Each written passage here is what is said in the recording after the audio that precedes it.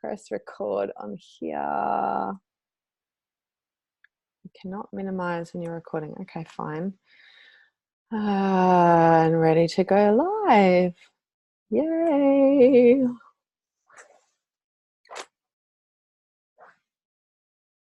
Beautiful. And so here we are live, Facebook world. Hello. So I have the very beautiful Ashleigh Edmunds with me today. So this is another part of the launch series for Inside the Temple, where I'm interviewing different teachers and mentors and just epic and amazing people basically from all around the world to share just a little taster of their magic and their gifts. So Ashleigh is joining us this morning, and so she's actually a facilitator for Shiva Shakti Dance. So we're going to talk a little bit about that and just whatever other juicy yumminess comes into this space of just feminine goodness, really. So welcome, Ashleigh. I'm excited to have you. Yeah. Yeah. So I actually really would love to start with finding out, because even I don't know this about you yet, of how you ended up on the Shiva Shakti dance train, how you've ended up becoming a facilitator of that. What was your journey? Yeah, beautiful. Well, I have loved dance for my whole life. Probably some of my earliest memories are rocking out as Ginger Spice in front of the television when I was little, and dance has always been a big part of my life. And for many years it was purely a recreational thing, whether it was dancing in nightclubs or at festivals or raves out in the bush. I would always really enjoy the freedom that I found in my body and the connection to the music. And so it was probably about 7 years ago that I started to want a little bit more in my dance, and I started to explore how dance and women's work came together. And I signed up for a belly dance class with my now mentor, Hollywood Edsky. And in that class, I found myself connecting for the first time to the feminine, you could say, to my body and to what feels good and the flow and beauty that I found in my body and in life.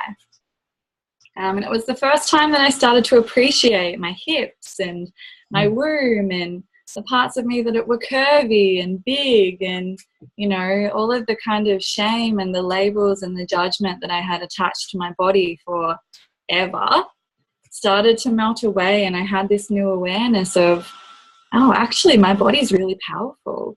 So I set off on this journey of discovering more, and a few years of belly dance and exploring different things, women's practices, women's circles, temple dance, stuff like this. I found a really comfortable place in my body and my feeling, but again, I wanted more. I felt like there was a depth there that I hadn't uncovered yet. And at the time, my teacher, Holly, was offering this modality that was called devotional erotic dance. And I was like, yeah, I think there's something in that for me.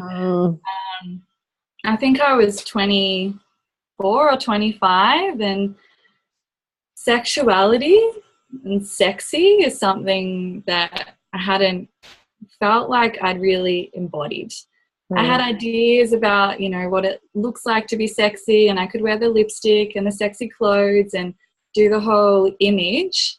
But when it felt like, when I came to the feeling of it, you know, that really deep knowing of my erotic nature was something that I hadn't quite experienced.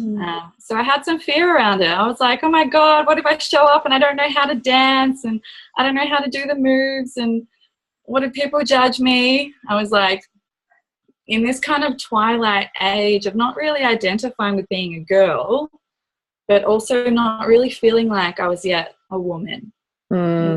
Body confident, magnetic, juicy, sexually alive woman.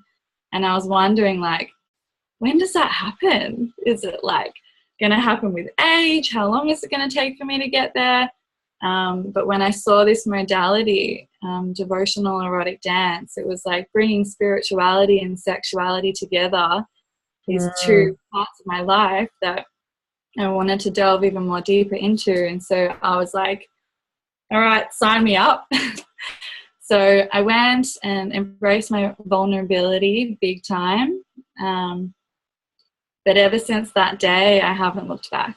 I've been totally devoted to uncovering the mysteries of my body and my sexuality, and committed to this practice, just recognizing how transformative it's been for my own life, and also seeing the women that I've been dancing alongside for years and years. So after some time, I started training to teach this modality for women, and it's been a couple of years of really hard work and dedication and constant mentoring from Holly and guidance and pretty much all the stuff that I think we need to be in full integrity, to step into offering stuff like this for women. To create a really safe space, I think it's important to have a teacher or a guide that's really there to call you out on your shit, or to tell you like, hey, that's good, but you're limiting yourself in this way, or this is how you could show up better. So I really value my teachers and my mentors, and super proud to be where I am and the journey that I've been on to get here. It's a lot of hard work, but a lot of beauty and fun. Sorry, my Wi-Fi just started to do weird things, but anyway, we heard all of that. It's just that my Wi-Fi started to cut out for a minute. The joys of living in a temple and living in a rural temple is the Wi-Fi is not so great.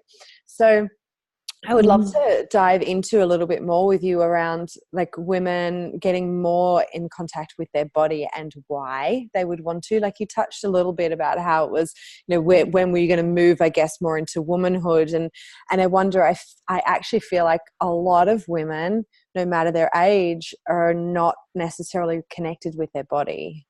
So I wonder, like for you, why would a woman want to go on that path to become more connected to her body? Well, the first thing that comes to mind is, why would she not? Really? Because we have infinite wisdom and power and pleasure that is just alive in our bodies. It's always there. But so many of us spend a lot of time in our head, and we have a society that's geared towards productivity and getting shit done, and this kind of notion that to be successful you have to work really hard, which is true, obviously there's to that, but this whole these feminine qualities of receptivity and magnetism and intuition and feeling and not really valued as much. And so a lot of the time women have no idea what they're capable of feeling and the depth of wisdom in their bodies. And I have women of all ages coming to my courses and workshops in their 60s and just, really feeling their body as something that's totally new for them. And so, I think when we spend so much time in our heads, our energies, focused in this area, and is quite often going out to, focusing on our jobs or our families and our to-do lists and being really productive in life. But while all our energy is up here outside, we lose connection to our bodies. And they can, over time, become a bit numb and stuck, and you can experience contraction and tightness and disconnection. And so I think it's really important to recognize that this productive nature, or masculine nature you could call it, is definitely valuable, and we need it to be functioning humans in the world. But this feminine nature of feeling and receptivity and softness and vulnerability has an innate power, and it should be really acknowledged and something that women should explore. Yeah. Beautiful. So if I was a woman who didn't have much connection with my body, this used to be me, if I was just living up in my head, what would be some tips, some pieces that you would give me to start understanding even that I can connect into this body and have feeling with it? Yeah, beautiful. So this is the case for a lot of women. They come and they're full of nerves and vulnerability. They don't quite know what they've got themselves into, and the whole thing around dance and movement in itself can be a bit confronting, because for women that have never really connected to their bodies, when they're told, okay, move, it's a bit like, oh, I don't know where to start. So we have we call them 3 Shakti keys in this practice, and there's something that we come back to again and again for in those moments when, you know, your mind is having a bit of a freak out and you feel yourself disconnecting to your body. I always suggest firstly is to touch. Just touch your body. Like to turn thoughts into sensations. Now, sometimes I'll say, you know, if you're having a bit of a mental masturbation, your mind's taking you somewhere else, just grab your butt cheeks really hard, like just squeeze them until the sensations, are louder than your thoughts, yeah? Oh, that's awesome. I'm going to use that. Yeah, it's great. So touch, you know, come into the body. Feel, how does it feel when your skin is touched by your hands? And what does your body crave? You know, do you want to be caressed? Or do you feel like a more needing grab? Like, how do you want to be held? What is your body craving right now?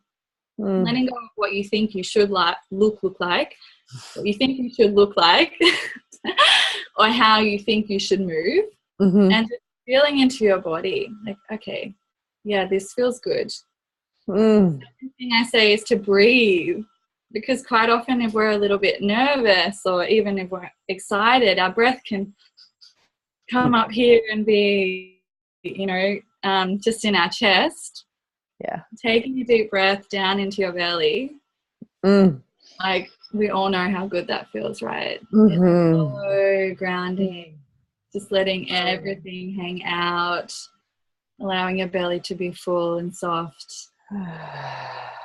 Yeah, beautiful. And the last thing I say is to slow down, because especially in movement or when we're dancing, if we're, again, nervous or excited, we can sometimes speed up and do all these things which can, in a way, be a bit of a distraction and pull us away from what's really going on, which might be vulnerability. You might be really nervous, or you might be angry or shy or whatever it is, but this is the essence of embodiment, being intimate with what you're feeling and allowing yourself to express that, and that's what we want.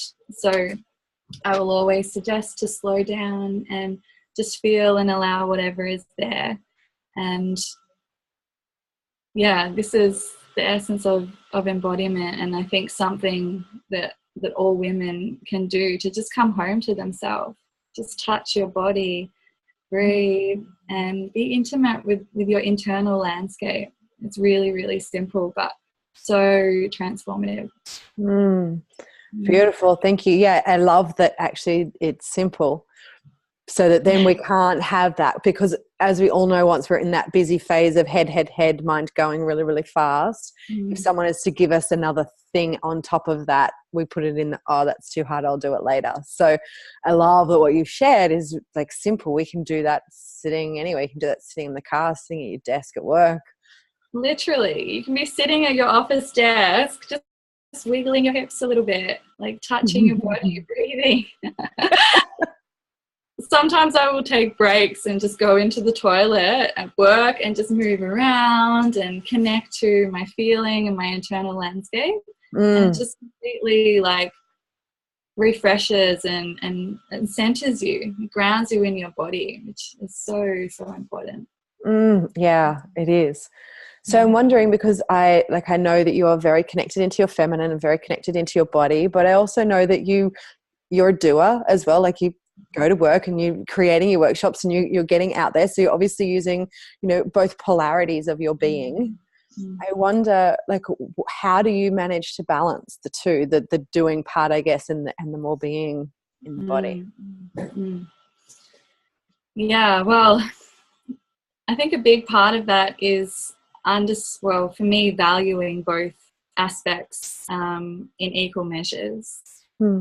I understand the importance of productivity and determination and getting from A to B with efficiency, because that's what gets me to my workshops and that's what allows me to, do what I do.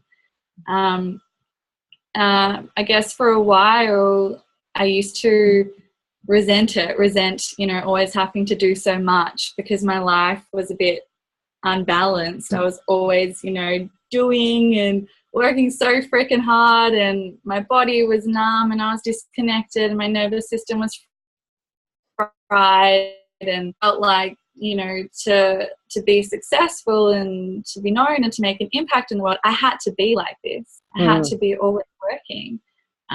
But when I found out, hang on, I can bring, trust and receptivity into this, and also be productive, but take breaks within that to feel my body and to allow things to come to me. That's when everything changed. I realized that a masculine and feminine are of equal value, and are actually never separate. They're always united. But the path of embodying either is dramatically different, and to give space for both aspects in my life. To not value one as more important as the other, is to bring them both together. So having, setting aside time every day to do my work and to show up, and then also having my practices, dancing. I dance every day. I think it's important that every woman has something that she does for herself and her body to unwind all of the structure and the productivity that perhaps she's got built up in her body during the day. Yeah, that piece that you touched on around the nervous system, I feel like that is just so important. It's almost like, chronic fatigue or adrenal issues is like one of the biggest pieces that women or people in general are trying to move through at the moment, because of the intense do life that we live in. So I love that you brought that into the space, and it's definitely been part of my journey of moving out of corporate and intense do, because I literally nearly had a heart attack on a job, and I know that I'm not alone in that. Like, I know that a lot of people are pushing themselves that far. So, you spoke about how you dance every day, but I'm wondering, like, for a woman who doesn't even know anything, like, what are some other things that she could do, like, other than, we've already spoken about the breath and the touch, but like, for me, it's like, well, you can put on moisturizer, or what other things would you suggest? Yeah.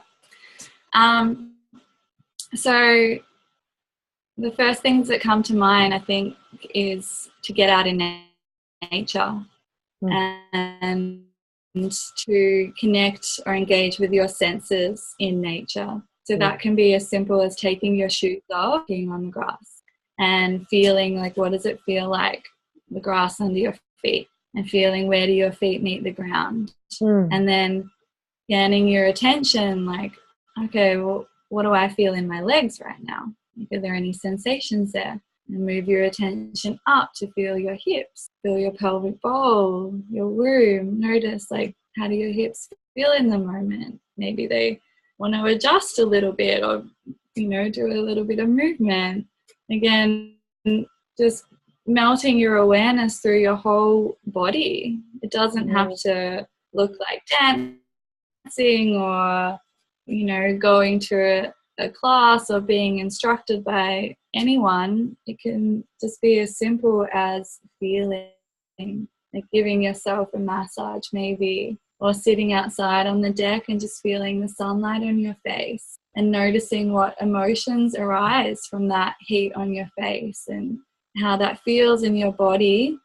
And then to go a little bit further, I would feel where that feels pleasurable in your body. Like, is it on your face? Is it on your skin? And really sending all your awareness there. And through that process, like where your attention goes, energy flows, right? So just by sending your attention to parts in your body that feel good, you naturally can increase and expand that. And obviously we go a lot deeper into that in the work I do using breath and touch and sound. But as a simple practice, I would just connect to the sensations in your body and recognize where you feel good. And if you can't identify with a place that feels good, just noticing where there's an absence of numbness. Like, where do you feel? It doesn't have to be a huge pleasurable sensation in your hip or whatever. It can just be like, oh, it feels good to have my hand on my heart and I can feel my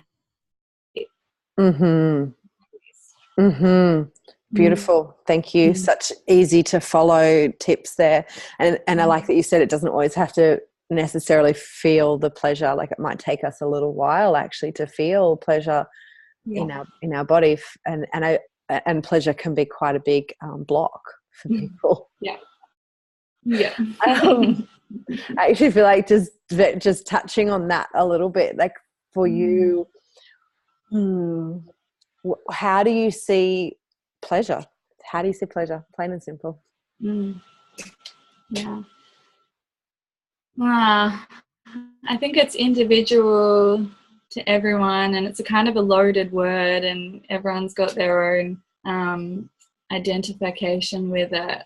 For me, it's everything that I just mentioned. It's connecting to what feels good in my body, and that's not always going to be like a really organic state and something huge and really powerfully pleasurable. It could be something really subtle, but at the end of the day, it's what feels good.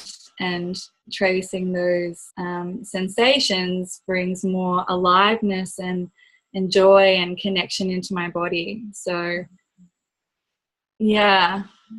pleasure for me, when I think about my own life, it's dancing and it's connecting to the bliss in my body, and at the same time, losing my mind and everything all together, and achieving these really beautiful states of union and connection with the universe. So the spectrum is really vast, right? But those are the thoughts that come from me for pleasure. Beautiful. Thank you. I have one last question for you, and it's a question that I ask to everyone who I interview. So, what does the temple mean to you?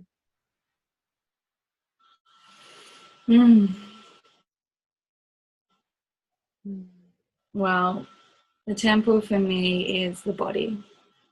I have this visualization of a woman's body. Of course, it applies to men as well. But this body that we always have, that's always there, and we all have this ability to, go in and decorate and pray and take refuge in. But for a lot of us, for whatever reason, sometimes we forget that we become disconnected from it. So I think my main message is to remember your body and your temple, and to know that no matter what is happening in your life around you, that you can find a place of safety in yourself. And it's as simple as touching and breathing and slowing down. And this body really is a gateway to infinite creativity and wisdom and intelligence and beauty and And that's what I feel the temple is. I feel the temple encompasses all of those things. So yum. What a beautiful answer. Oh, thank you so much, Ashleigh. I'm so grateful for your time and just for how many, tips that you gave within that. Like I really feel like for women, for anyone really who wants to be in touch with their body watching this, you just gave some really beautiful pieces. So I'm deeply grateful for that. And I would really love for you in the comments when this is posted to share, or we're live, so not when it's posted, it's already up.